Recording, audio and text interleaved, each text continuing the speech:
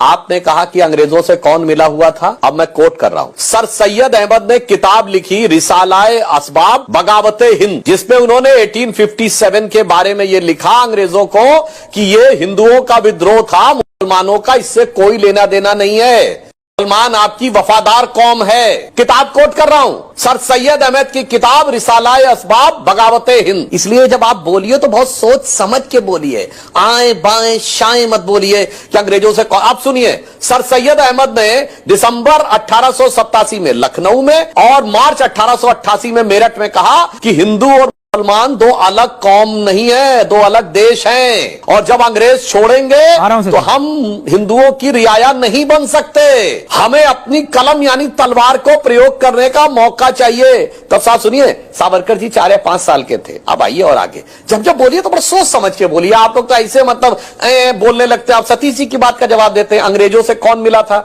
सतीश जी, जिस पार्टी की स्थापना एक अंग्रेज ने कराई, एलन ऑक्टेवियम ह्यूम, वो तो अंग्रेजों से मिली हुई नहीं थी।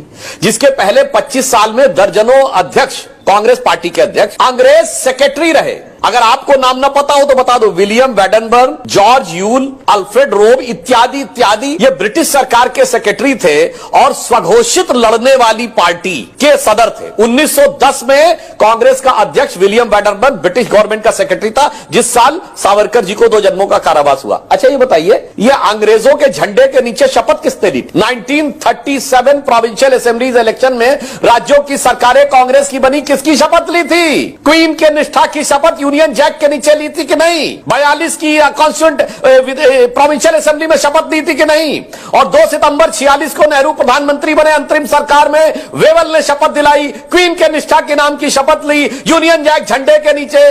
अरे भाई कुछ तो समझ के बोलिए, पत्रकार हैं सर, ऐसे इनसे मिले हुए थे, उनसे मिले हुए थे। और आपको एक और बात याद दिला दूं, बड़ा फेमस अकबर इलाहाबादी का शेर है कि कौम के गम में खाते हैं डिनर हुक्काम के साथ, रंज लीडर को है बहुत मगर आराम के साथ। यानी दिन में कांग्रेस का प्रदर्शन और रात को हुक्कामों के साथ डिनर। आपको पता किसके लिए कहा गया था? ये मोतीलाल नेहरू जी के साथ। ये मोतीलाल नेहरू इतना पैसा कहां से कमाए थे, करोड़ों रुपए उस जमाने में? हम लोग तो भुखमरी के दौर में थे। प्रिवी काउंसिल में किसके केस लड़ते थे जाके? अंग्रेजों के तो केस लड़ते थे जाके ना लंदन में। अरे लाखों दर्शक देख रहे होंगे, कोई बता दे कौन हिंदुस्तान का आम आदमी था जो लंदन की प्रिवी काउंसिल तक जाके लड़ता था और हजारों रुपए की उस जमाने में वो देता था। जिन्ना भी उन्हीं के वकील लड़ते थे जाके, मोतीलाल नेहरू उन्हीं के लड़ते थे जाके। मेरे भाई अब ये बताइए, ये जब काकोरी का प्रकरण हुआ तो चंद्रशेखर आजाद जी जिसमें शहीद हो गए और राम प्रसाद बिस्मिल और अशफाक उल्लाह खां को फांसी हुई, ब्रिटिश सरकार का वकील कौन था? कांग्रेस के नेता जगत नारायण मुल्ला, जो गांधी परिवार नेहरू परिवार के रिश्तेदार थे। सर पढ़े लिखे होने के बावजूद थोड़ा समझ के